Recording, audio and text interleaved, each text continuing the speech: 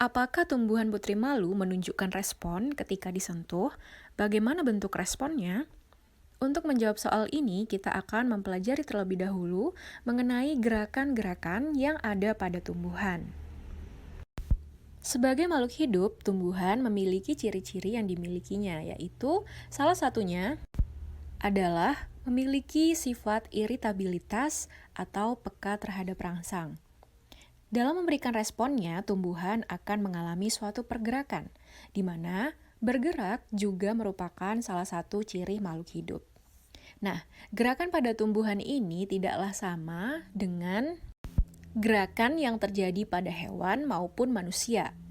Gerakan pada tumbuhan ini disebut dengan gerak pasif, karena tumbuhan tidak memindahkan tubuhnya dari keadaan semula. Namun, dengan begitu, tumbuhan tetap bisa memenuhi kebutuhan hidupnya seperti menerima sinar matahari, mencari sumber air, serta mineral dari dalam tanah. Gerakan pada tumbuhan dapat terjadi akibat rangsangan dari luar maupun dari dalam tubuhnya. Nah, berikut ini merupakan beberapa jenis gerak pada tumbuhan.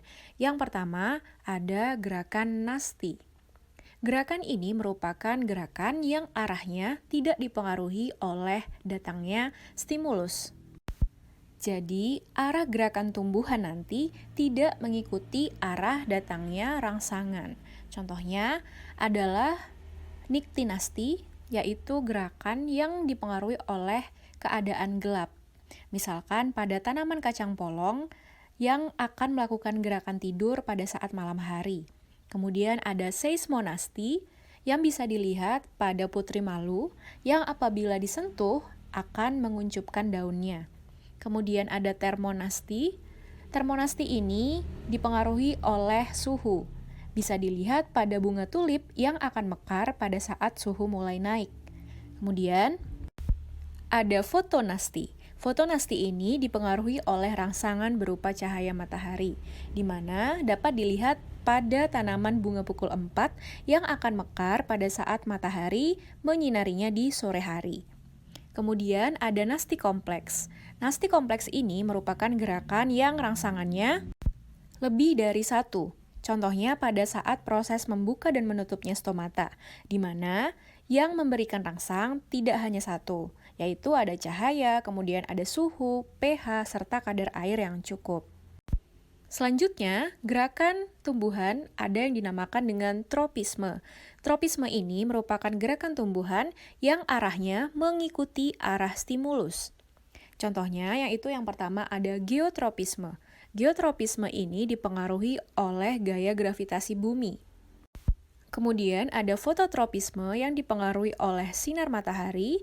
Selanjutnya ada tikmotropisme yang dipengaruhi oleh sentuhan. Selanjutnya juga ada hidrotropisme yang dipengaruhi oleh air.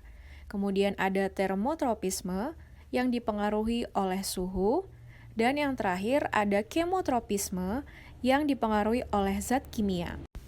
Jenis gerakan yang terakhir adalah gerakan taksis. Gerakan ini merupakan gerak seluruh tubuh ke arah rangsang. Contohnya yaitu yang pertama ada fototaksis, di mana tanaman akan mengikuti ke arah cahaya. Selanjutnya ada kemotaksis, yaitu gerakan yang dipengaruhi oleh rangsangan zat kimia. Contoh dari kemotaksis adalah gerakan pada sel sperma yang akan menuju ke sel telur. Nah, berdasarkan penjelasan yang sudah dijelaskan, dapat diketahui bahwa respon putri malu saat disentuh adalah menguncupkan daunnya. Gerakan yang dilakukan oleh putri malu ini merupakan salah satu gerakan nasti, yaitu lebih tepatnya seismonasti.